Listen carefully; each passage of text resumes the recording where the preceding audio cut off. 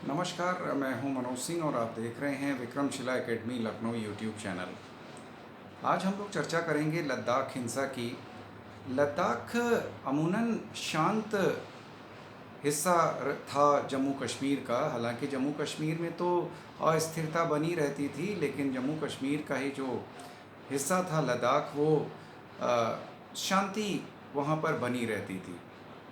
लेकिन जब जम्मू कश्मीर के लिए जो विशेष प्रावधान थे भारतीय संविधान में आर्टिकल 370 के तहत, तो जब 370 हटा तो उसके बाद जम्मू कश्मीर राज्य का जो पूर्ण राज्य का जो दर्जा था वो समाप्त कर दिया गया और दो यूनियन टेरिटरी यानी केंद्र शासित राज्यों में इस राज्य को बांट दिया गया, जिसमें एक जम्मू कश्मीर था और दूसरा लद्दाख।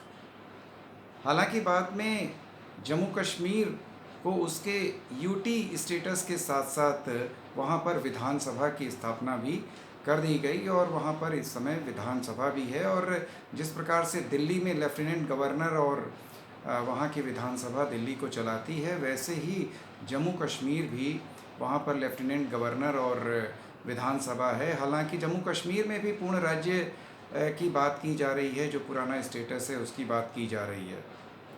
लद्दाख के लोग भी इस चीज़ की डिमांड कर रहे थे कि लद्दाख के लोगों की अपनी एक अलग डिमांड है या एक अलग आवश्यकता है, और उसको लेकर के लद्दाख में आंदोलन चल रहे थे कि लद्दाख को पूर्ण राज्य का दर्जा दिया जाए। हालांकि उनकी डिमांड्स तो और भी बहुत सी थी, लेकिन लद्दाख को लेकर के जो मुख्य उनकी मांग थी कि लद्दाख को पूर्ण राज्य का दर्जा दिया जाए, जिससे कि लद्दाख का जो पिछड़ापन है या लद्दाख का जो ट्राइबल जो वहाँ का स्टेटस है उसमें विकास किया जा सके। तो वहाँ की दो संस्थाएं इस आंदोलन का, हालांकि और भी बहुत सारी संस्थाएं थीं, लेकिन दो संस्थाएं मुख्य रूप से सामने आईं। एक तो लेह अपेक्स बॉडी एलएबी और दूसरी कारगिल डेमोक्रेटिक अलायंस। ये दो संस्थाएं वहाँ पर इस मूवमेंट को चला रही थीं। और लेह अपेक्स बॉडी के सदस्य के रूप में सोनम वांगचुक, जो काफ़ी प्रसिद्ध पर्यावरणविद और शिक्षाविद भी रहे हैं, और वो सबसे पहले चर्चा में आए थे आमिर खान की मूवी 3 इडियट्स में। जो कहा जाता है कि उनकी बायोग्राफी है या उनके ऊपर बनाई गई है या उनसे प्रेरणा लेकर के बनाई गई है, और उसके बाद से वो काफ़ी चर्चा में थे पूरे भारत में। उनकी दो संस्थाएं हैं जिसके माध्यम से वो अपना पर्यावरण और एजुकेशन का काम करते हैं, student educational and cultural movement of Ladakh, और दूसरी है Himalayan institute of alternatives Ladakh. तो इन दो संस्थाओं के माध्यम से वो लद्दाख में काम कर रहे थे।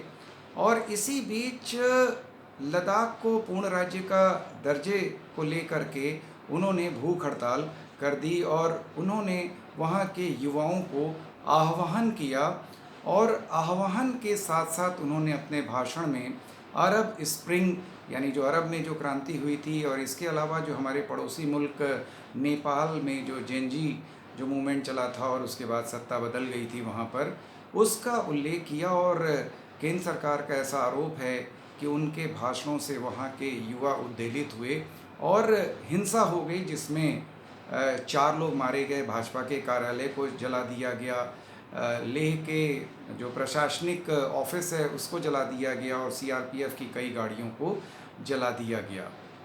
हालांकि सोनम वांगचुक ने अपना जो भूख हड़ताल थी उसको समाप्त कर दिया, लेकिन जब केंद्र सरकार ने जांच की या वहाँ के प्रशासन ने जांच की, तो आरोप सीधे सीधे सोनम वांगचुक पर लगा दिया गया, और सोनम वांगचुक की गिरफ्तारी एनएसए में कर दी गई, नेशनल सिक्योरिटी एक्ट, जिसमें 12 महीने तक तो जमानत ही नहीं होगी।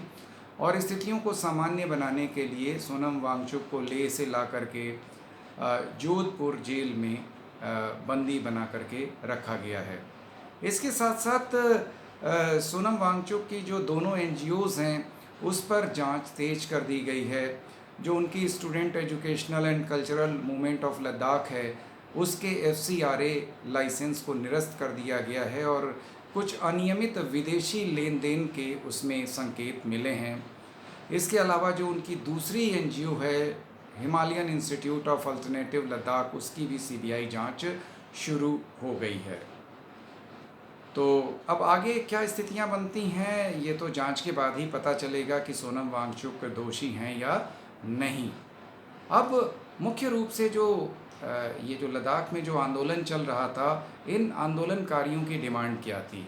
जैसा कि सबसे प्रमुख डिमांड जो थी इनकी कि पूर्ण राज्य का दर्जा लद्दाख को दिया जाए। इसके अलावा जो भारतीय संविधान है उसकी अनुसूची 6 में लद्दाख को भी स्थान दिया जाए। अभी तक 4 स्टेट्स हैं, उसमें असम, मेघालय, त्रिपुरा और मिज़ोरम के ट्राइबल्स को, चूँकि लद्दाख में 80% के आसपास ट्राइबल्स रहते हैं, तो इसलिए लद्दाखियों की ये मांग है कि उनको भी अनुसूची 6 में लद्दाख को जगह दिया जाए, जिससे कि जो ट्राइबल्स हैं वो अपने कानून वो खुद बना सकें। जो तीसरी महत्वपूर्ण मांग है युवाओं के रोज़गार के लिए कि उनका लद्दाख का अपना राज्य लोक सेवा आयोग हो, जो सरकारी नौकरियों में वहाँ के युवाओं की भागीदारी को सुनिश्चित कर सके। इसके अलावा एक और जो महत्वपूर्ण बात है कि लद्दाख में अभी तक एक ही लोकसभा सीट है, यानी लोकसभा में लद्दाख का रिप्रेजेंटेशन एक सदस्य का है, और वहाँ आंदोलनकारियों की डिमांड है कि एक सीट और बढ़ाई जाए, कारगिल को अलग करके कारगिल लोकसभा सीट बनाई जाए। तो ये उनकी महत्वपूर्ण मांग थी।